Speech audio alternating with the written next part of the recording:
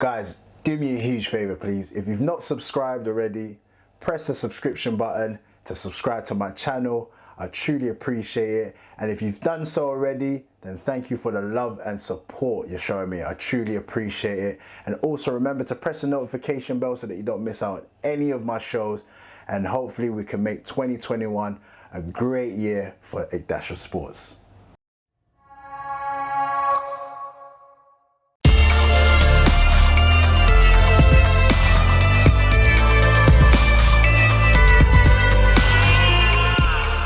Hi there guys, and welcome to another episode of A Dash of Sports, episode 39. I'll be your host and presenter, Dashiki Dash, and on this show is where I talk about all things sports related, hot topics and trending stories. And if you like the previous episodes, then hey, give us a like, comment and subscribe. Also, if there's any particular sports that you're into or you want me to cover, any topics, trending stories that you want me to catch up on, let me know, man. Put your comments down below and let me know. And one way not to miss out on that is by pressing the notification bell and you won't miss out on a thing. And remember, sharing is caring, so don't forget to share this. And on today's show, I'm going to be starting off with some football, and unfortunately, once again, I'm going to be discussing the topic of racism and how social media are yet again allowing people to get away with racial comments and abuse. As of recent, 3 black Premier League players were subjected to racial abuse online, and I wanted to discuss it, but not only discuss it, maybe come up with some solutions, brainstorm some ideas on how this can be stopped in the first place. And then after, I'm going to be discussing the showdown at the San Siro, as things got real heated between Inter Milan and AC Milan during the quarterfinals of the Coppa Italia Cup, with Lukaku and Zlatan almost coming to blows during the game. And speaking of showdowns and heated confrontations, moving on out to the world of MMA, UFC 257, as Conor McGregor loses to Dustin Poirier upon his return back to the UFC. So what does this now mean for Conor McGregor? Does this spell retirement, a real retirement? Or are they going to go at it again for the third time? And then last but not least, moving on out to the world of boxing, exhibition boxing, as it's been recently announced that the proposed fight between Floyd Money Mayweather and Paul Maverick Logan has been postponed. I don't even know what to say, man. I don't think anybody was interested in that fight. In fact, that's the reason why it's been postponed, because there's been no takers to the fight. So what's next for Floyd Money Mayweather, and what's next for Paul Logan? More to be discussed right here on A Dash of Sports.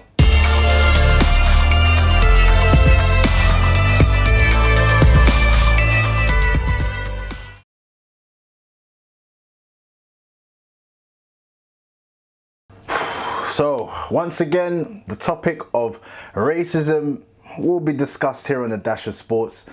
And it's such a tiring topic, but one that has to be brought to light. Otherwise, if we just keep trying to hide away from it, nothing would ever be done. And as of recent, 3 Premier League black players were subjected to racial abuse on their social media platforms, 2 from Man U and 1 from West Brom. Starting off with Manchester United players Axel Tuanzebe and Anthony Martial, who were racially abused on social media following their club's 2-1 defeat by Sheffield United on Wednesday night. After Man U's defeat to Sheffield United, both players were victims of abuse on Instagram, with some social media users leaving racist comments and emojis underneath their pictures. So what really happened? Like,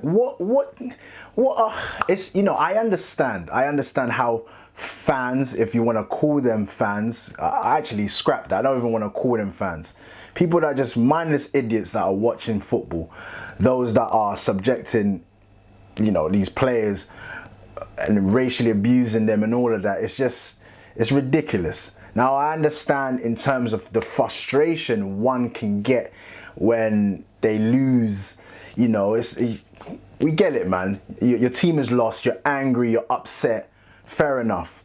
But to go online and then you just start abusing, like it's racially abusing. I understand you're critiquing, you're giving your opinion. Fair enough. Like freedom of speech to a certain point in it, to a certain extent. Yes, but you don't need to cross the line. You don't need to start abusing people. You don't need to start racially abusing people. You get some people who then start taking it out on the, the players' family, kids, mums, all of that kind of stuff. And you think to yourself, why? Well, in this instance, Axel Tuanzebe didn't have the greatest of games. I think he actually got substituted in the 83rd minute. Anthony Martial was also, he's been quite shocking this season. And he played the whole 90 minutes. So, both players recognize how poorly they played in the game, and obviously they lost. So they took to social media, and how players do nowadays. They go on social media to try to connect with their fans and maybe offering some type of an apology or something along those lines. But then they were just subjected to a hella abuse. And imagine, after that whole ordeal, Tuanzebe has since deleted his Twitter account and Instagram posts after the abuse. Now, it's a shame that you get Tuanzebe who has to now feel like he has to delete his account in a day and age where, as fans, as people, we can get closer than ever to our sporting heroes. I remember the day when I met Ian Wright for the first time. Do you know how hot? I had to wait outside the Arsenal shop for, God knows how long. But I waited outside in the cold, in a queue. The queue was shuffling slowly, and all he was doing was just signing shirts. And you can imagine how many people he must have saw that day. And then it got to my turn. Ian Wright was there in front of me. He signed my shirt. I took a picture with him. Do you know how that felt at that time? And in this day and age, you can have quick access to your sporting heroes. And it's just amazing just how people can just abuse the platforms in this way and just spoil it for the rest. These footballers, they put out their comments, they interact with fans as well. They want to have that back and forth dialogue with fans. It goes hand in hand. But how these social media platforms are allowing people to be abused, racially abused, I just don't understand it. I really don't. Now, let me be clear, because I understand in terms of a fan going online and you're critiquing and you're giving your opinion and stuff like that. But don't cross the line, man. It doesn't need to get to the point where you start abusing. You can say and mention how they performed and stuff like this. This is my opinion on the etiquette on social media. Give your opinion, but talk about the game. Articulate yourself properly, man. Voice your opinion. You have the platform to do so. But there's a difference between giving your opinion and abuse. The abuse side of things just needs to stop. You know what I mean? It just needs to stop. There should be a point where you cannot post certain things. And I don't know how social media platforms are going to be able to take control of that, but there needs to be something. Something needs to be done to just eradicate that process where once you're online and you type what you're typing, and if it's on the abuse level, you can't press post. Simple. Now, for the mindless idiots or for people that just don't understand, I hope you now get it on why these players before the matches are still continuing to go down on one knee, putting your fists up if you want to, but at least acknowledging the racism, the racial abuse, the racial injustice that's happening, not only, in sports, but in the world. And it's just so frustrating to even think when the fans actually came back into the stadium and you had these Millwall fans booing and don't you just get it? Enough is enough. And these social media platforms, how are these people getting away with it? But it was amazing to see the overwhelming support that both Man United players were receiving, not only from Manchester United and their players, but the whole Premier League kick it out. It was really good to see. There was a picture of Bruno Fernandes and Harry Maguire, United captain, as he tweeted, "United against racism, we will not tolerate it." With another picture with Tuanzebe and Scott McTominay as he posted with the caption, "My brother, disgusted with what I've read this morning." And even Antoine Ferdinand tweeted, "What's it going to take for the platforms and authorities to act on this?" Yes, we're having positive conversations as a collective, but these conversations need to turn into action fast, as this is quickly becoming the norm. And now this leads me on to the question I really want to ask, and I want you to get involved as well. Chime in, put your comments down below and give me your suggestions, because when I actually think about it, I feel like it's easy. I feel like it's easy to deal with and to be able to eliminate like set abuse, racial abuse online. Because when you think about it, how do people think it's okay to just go online and then you just start racially? You can't abuse someone on road like that. Like, you know what I mean? It's illegal. You can't do that. But for some reason on social media, although there are rules and regulations, and if you do get caught, yeah, you'll get done. But in the first instance, how are social media platforms allowing people to get away with it? Because for me, like I said, I feel like it's very simple. A simple thing. When you're typing and you're putting abuse, and I've mentioned this before in a Dash of Sports, you're typing away, you start putting all your abusive words and language or whatnot. How are you allowed to post that? How are you allowed to post? As soon as you try to go and press post, your letterings, your wording, your sentence, your caption should just disappear or go grey or whatever. Something just to signify that you're not going to be able to post this. And then, only then, it will stop all of this. But surely they have the equipment, they have the technology. It's 2021 now and onwards. Like, surely by now there should be something out there like that. Now, like I said at the beginning, this isn't just an Axel Tuanzebe or Anthony Martial, and also, not to forget, Romain Sawyers of West Brom, who've also actually contacted the police over the alleged racist message that was sent to midfielder Romain Sawyers. And West Brom have called for the toughest available legal punishment and will ban any individual responsible from the Hawthorns for life. And this was backed by the Premier League with their statement, "There's no room for racism anywhere. Challenge it, report it, change it." And like I said, this is not just affecting people within sports. This is a society issue, you know? Like, I really don't understand. It's yet again another conversation about racism, and it's, like I said, it's just so tiring. It's jarring. But please, man, put your comments down below and let me know, and give me your suggestions, because I've given you, a suggestion of mine. I think it's real easy and simple to deal with this situation, but it's just whether or not these social media platforms are prepared to be taking charge. As long as they don't, then this will never, it'll never be dealt with. It will never be dealt with. If these social media platforms are not taking a strong control over the way people actually utilize and use the social media platforms, it's never gonna be eradicated, never. But like I said, put your comments down below and let me know, and I'll be looking forward to reading your comments. Now that I've got that off my chest, let's brighten up the mood now, man. This next one, the showdown at the San Siro, Inter Milan versus AC Milan, and things got really heated, especially between two players. And listen, trust me, this is a fight that the whole world wants to see. No, it's not Conor McGregor versus Floyd Mayweather 2. It's not Conor McGregor versus Manny Pacquiao, and it's not even Conor McGregor versus Khabib 2. Anyway, I know you know who I'm talking about.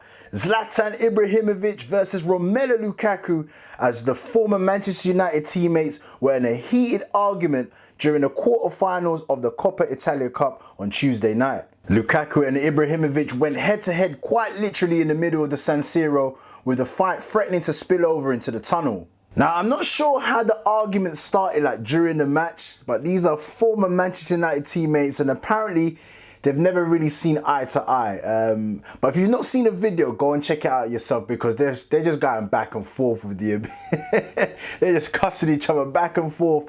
I think Zlatan's saying, like, go and do your voodoo.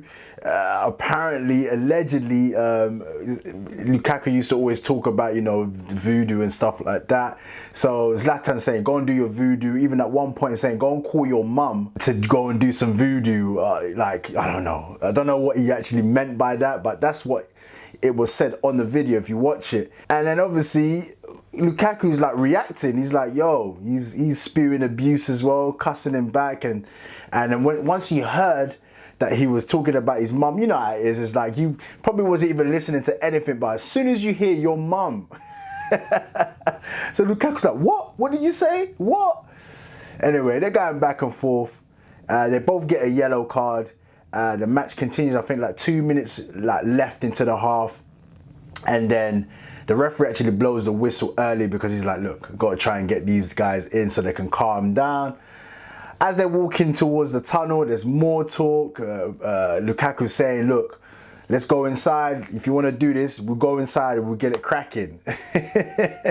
Zlatan's still calling him, he's calling him a donkey. Hey, you little donkey. A lot of explicit words are being said as well in the mix of it.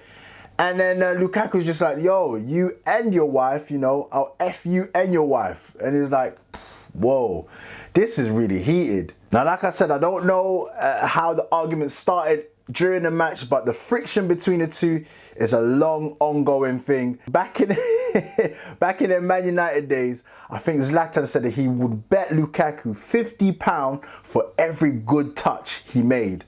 And you know the ongoing joke about Lukaku in his first touch, that he plays football like he's wearing Timberland boots. So I'm guessing, this is just my wild guess, that maybe Zlatan brought that up during the game about his first touch or something like that, and it sparked off an argument. At the end of it all, Lukaku actually got the last laugh. Zlatan got sent off for a second bookable offence, a foul on one of the Inter Milan players. And then Lukaku scored a penalty, literally rifled it in, crossbar. If you see the venom that he put in the shot, he almost missed. He almost missed. But he scored, that made it 1-1. And then literally in the dying minutes of the game, in injury time, about 95th, 96th minute, the forgotten man, Christian Eriksen, scored a superb free kick for Inter Milan to win 2-1 to go through into the semi-finals of the Coppa Italia. And then afterwards, you saw Lukaku celebrate with his teammates, obviously clearly happy with the win against their rivals. And more so, it's just vindication, innit? Like, after you've been arguing like that, you see your rival get sent off, you score a penalty, and then your team goes through to the semi-final. You're going to be happy with that. Now, we need an Eddie Hearn or Bob Arum or a Dana White for this, man. They need to get this fight... they need to get this fight cracking, because I was up for seeing a scrap. I'm not gonna lie, I was up for seeing a scrap. Let's see the tail of the tapes though between both players. Zlatan Ibrahimovic versus Romelu Lukaku. Now look, Zlatan, 39 years of age, versus Lukaku, who's 27. They're both of similar height, 6 foot, similar weight, 14 stones. Then you got Zlatan, who's an expert in Taekwondo, martial arts. Then you got Lukaku, who's, well, we don't know, maybe Ndombolo or something like that. Some Congolese dancing. Instagram followers, well, Zlatan's got 46.4 million. Whew, that is crazy compared to Lukaku's 6.4, so that's a blow in itself. You got Zlatan's 7.3 Twitter followers versus Lukaku's 2.1. Another blow, so he's reeling a bit. Lukaku's reeling a bit. Now let's look at their total career transfer fees. You got Zlatan's 152 million versus Lukaku's 196 million. So already Lukaku's fighting back with that. Career trophies, Zlatan is way ahead. 33 career trophies versus Lukaku's 1. That is a major blow right there. Let's look at the club goals. Zlatan's 499 club goals versus Lukaku's 238. Let's look at the international goals here. 62 for Zlatan, and Lukaku sitting on 57, and he's still young, 27, still got a long career ahead of him. He'll definitely beat Zlatan's 62 international goals. But let me know how you lot feel about the whole situation. Was it just all handbags, much to do about nothing, or these two really need to go and settle their beef? Because all that talk about meet me in the tunnel and all that, listen, after the game, if they really wanted to do each other something, in the car park, innit? They both share the same ground, San Siro, Inter Milan versus AC Milan, the Milan derby. So it's not hard to find each other. It's not hard. It's like Saturday league football or Sunday league, whatever, weekend football. And then you have this argument, yeah, meet me. Listen, you can find each other in the car park or in the clubhouse. You ain't gonna be hard to find. So I wonder if they did actually get into it. Who knows? But let me know, man. Put your comments down below. Who do you think is gonna win that fight? Zlatan or Lukaku? Lukaku or Zlatan? Put your comments down below and let me know.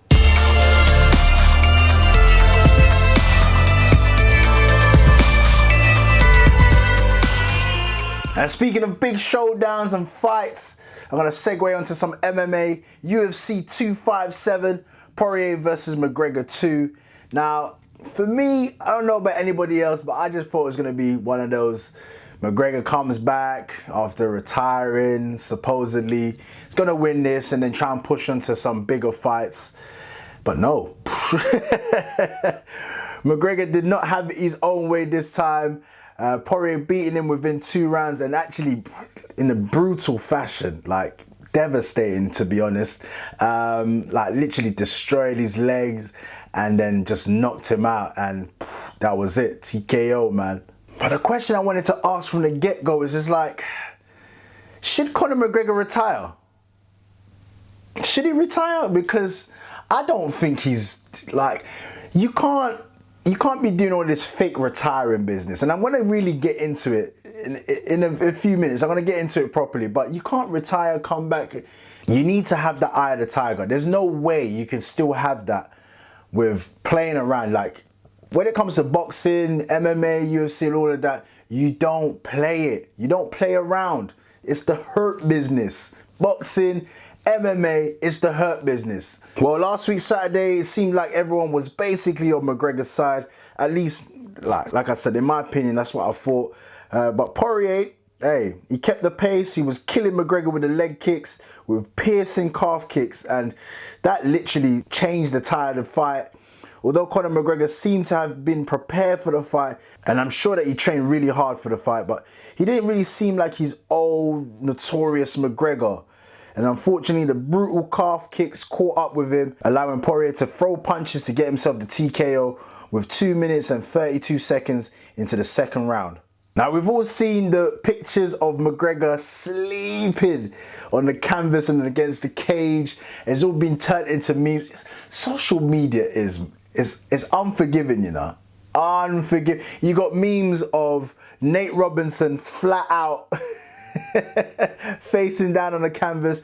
You've got memes of Bernie Sanders obviously taking an L during the inauguration of President Biden out there in the United States, where he's, Bernie Sanders sitting by himself.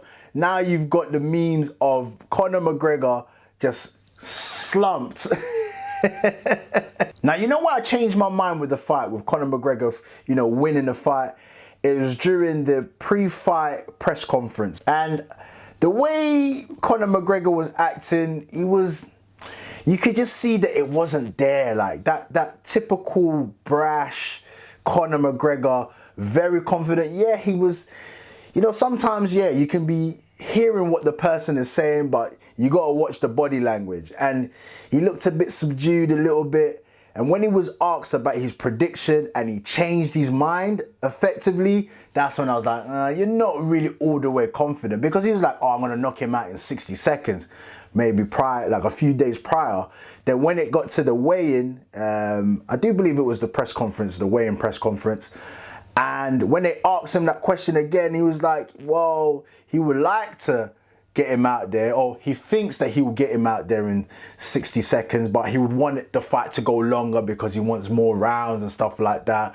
So he feels that the fight would actually go long. Like, make up your mind. You either think that you're gonna knock him out in 60 seconds or the fight is gonna go longer. But hey, 2 rounds in and he was done. And like I said, it was very weird, the press conference, because both of them, they've had heated encounters before, especially in the run into their first fight. They weren't really like this time around. It was like they were best friends. Highly complimentary of each other. Oh, you've got a good barbecue sauce or whatever it is. Oh, your drink is good. Yeah, they are. Oh, I don't mind tasting your barbecue sauce after the fight. Yeah, give me a bottle of your drink. Like, both of them, I was just like, come on, man, please. But I do believe that Poirier had more of the eye of the tiger, because I feel like just the fact that you want to seek revenge, you want to get revenge, you want to make up for the loss. I think Poirier was much more the hungrier fighter. Plus, he's he's been more active than McGregor. And like I said, you can't avoid the fact that when you're in and out and you're doing all yo-yo business with the fight game, it's not going to bode well. There's not many fighters that I've seen that have been able to do that. Those leg kicks that Poirier was giving McGregor was too much. Like, at the end of the fight, the post-fight, talking and congratulating each other, and McGregor saying that, he wants to do it again. I don't think right now you should even be talking. He was limping, and the funny thing is, there was a point of time where he had the crutches. I think he left it with one of these guys. He walked over, limping over to Poirier, gave him all the chat, the spill, like, we should do this again. I would love to do this again. And then tried to walk off without the crutch. And he even said it to Poirier. He's like, man, you broke my leg, man. But hey, this is tactically a real masterclass from Poirier. And, he done the business. He got the job done. The only way I see McGregor probably winning the next fight, if Poirier adopts the same kind of tactics with the leg kicks, McGregor's going to have to fight the way he used to fight. Really light on his toes, dancing around, in and out movements so that he can avoid the kicks. Because if he tries to go in there and feels that he can take the kicks, nah, it's not going to work out for him. It's just going to end up the same way. But when I actually think about it, and if I really give my honest opinion, as much as I'm pushing for that Conor McGregor retirement, only just because I feel like he'd just be messing about, retiring, coming back. But the likelihood would be that we're going to see a Poirier-McGregor 3. It's 1-1 at the present moment. And, McGregor was asking for the trilogy straight after the fight. And Poirier wants it. He was like, crown me now, because he believes he's the king of the lightweight division. And the fact that he has the beating of McGregor, he feels like he'll beat him for the second time, which will mean that he can then move on with no regrets, nothing. He knows it, at the moment it's 1-1. If he beats him for the second time, nobody can say anything. So the likelihood, that will be the fight. As much as, there's talks of Nate Diaz versus Poirier, and I can't see McGregor trying to go after Khabib, and I can't see Khabib coming out of retirement for McGregor. So it'll be very interesting to see what happens after this. But let me know, man, how you feel about it all. And also, if you watch the whole card itself, UFC 257, let me know if there's any other outstanding fights on the card. I didn't watch it, unfortunately. I only kept my eye on the Poirier-McGregor fight. So if there's any other fights out there that was, outstanding, let me know. Put your comments down below.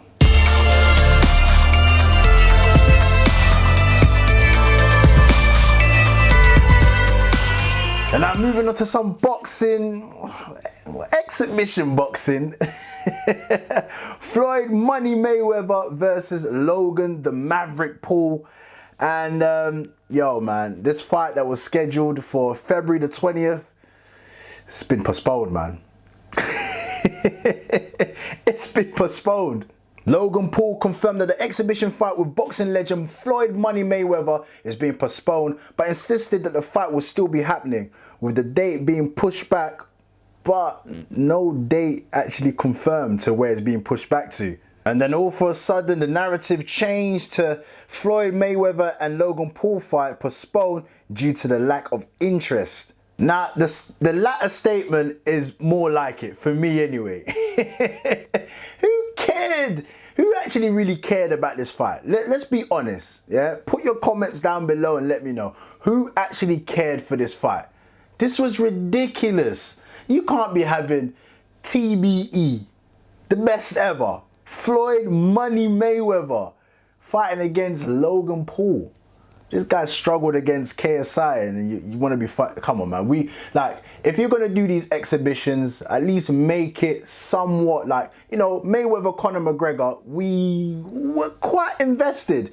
Although we knew that there's no way, Mayweather's going to be losing to Conor McGregor. But Conor McGregor's coming from the UFC, doing his thing there, quite dominant in his time. So why not? Maybe there's a puncher's chance. But you ain't gonna, come on, man. Come on. This is a 20-odd year veteran, you know, undefeated champion in multiple weight classes, and going up against a YouTuber. Come on, it's not realistic. It's not. This is WWE now. We know this is all set up for money. I get it. This is what they do. I'm not begrudging all of that. The money is there. Go and get your money, but don't don't trick us and don't fool us and don't put the pull the wool over our eyes in regards to this fight, because this is ridiculous. So no takers for the fight. You know, I heard that they wasn't even able to get the venue, which I'm quite surprised. I'm sure that Mayweather would have been able to pattern all of that out, but if there's no one that's invested in it, then I don't think he's going to be dipping into his own, bank account to go and fund this fight. Someone's going to have to buy into it, sponsors and all of that. And there was no takers. I'm not surprised. Who wants to watch this? Who? Now, the likes of his brother Jake Paul, I would want to watch Jake Paul versus Conor McGregor. Now, that just seems like it's more of a real grudge match. They're really going back and forth with the words and stuff like that. So I would want to see Conor McGregor just batter Jake Paul. But there's nothing between Mayweather and Logan Paul. There's no grudge, there's no nothing. Just all of a sudden it was announced that Mayweather is going to be looking to fight. It's like when Mayweather went out to Japan and fought that guy and just battered him, and he sent him crying. I don't want to see that. Nobody wants to see that. I think for now, the likes of Logan Paul should just keep it strictly, either some YouTubers or some ex-athletes, basketball players, like Jake Paul fighting Nate Robinson. Something along those lines there. I can't really see, we don't want to see that. Yeah, we don't. Even more so, I don't even care about Logan Paul. It's more so for Mayweather. I know you're doing this exhibition stuff. I know within your sport that you've dedicated your entire life, you want to try and get some money from it at the back end of your career. Fair enough, I get it. But go and fight. Yeah, go and do them exhibitions like in Dubai and Japan and places like there. Maybe the champions of those areas there, those countries. You do a little exhibition, you're not going to lose. It's all preordained, predetermined stuff. So make your money in that way, but you can't be fighting these YouTubers. And yeah, man, I know the money's there, but don't ruin it for us, man, and don't ruin it for yourself. But hey, man, Mike Tyson, he's always looking for an opponent. He's on this exhibition. Why don't you do something like that? Mike Tyson versus Floyd Mayweather. I know they're not the same weight class. I know it's exhibition, innit? So just, tap, tap, tap, a few punches here. Let's see you both in the ring. Do stuff that's a bit fantasy, matches, fantasy matchups. Like when you play boxing games and you want to put these fighters against this fighter, do something like that. But don't give us Logan Paul versus Mayweather. We don't want to see that, man. But let me know, man. Put your comments down below and let me know how you feel about it all. Was you looking forward to the fight? Man, I definitely wasn't going to watch that fight. But let me know what you think about it all. Put your comments down below and let me know. And with that being said, I'm going to leave it there for today. But thank you so much for tuning into another episode of A Dash of Sports. And if you've made it this far into the show, hey man, you already know. You guys are the real ones. Thank you so much. I truly appreciate it. And if you need further information about future episodes or just your day-to-day sporting updates, hey, come and check me out, man. I'm on Instagram and I'm also on Twitter, which is A Dash of Sports. I'll put it down below here at Dash of Sports, and I'll also leave in my description. And also, please don't forget to like, comment, and subscribe. Smash that like button.